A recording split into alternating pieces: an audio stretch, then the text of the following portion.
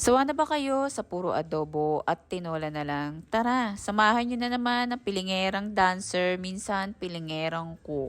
Mag-ready tayo ng manok, timplahan ng kalamansi, toyo, oyster sauce, paminta, at hindi mawawala ito. Mekos-mekos natin yan para mas kumapit ang mga lagyan natin mga ingredients sa manok. I-marinate lang natin to ng 1 taon. Makalipas ang 1 taon, iprito natin yan isa-isa sa mainit na mantika at banayad na apoy.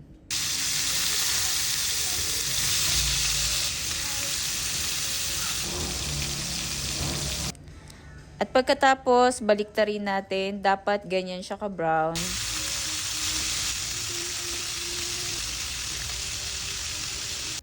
At natapos na nga natin ang pagpiprito, gawin na natin ng sauce, mainit na mantika at sa kawali, isa lang natin ng bawang hanggang sa mag-brown, iset aside natin ito.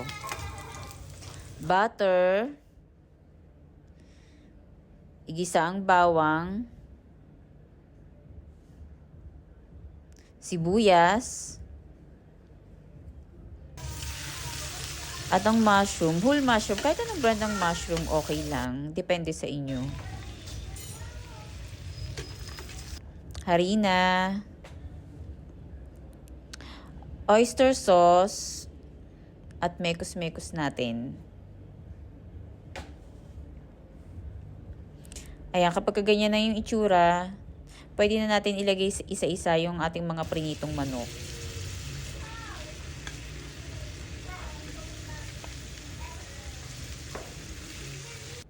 Yung pinagmarinatan natin kanina, yung tubig sa mushroom, wag nyong itatapon. At ang secret ingredients, tubig ng nawasa. Cubes, takpan. Hayaan natin siyang kumulo ng mga ilang minuto. Ipas ang ilang minuto at ganyan nakakulo. Ilagay natin ang bawang.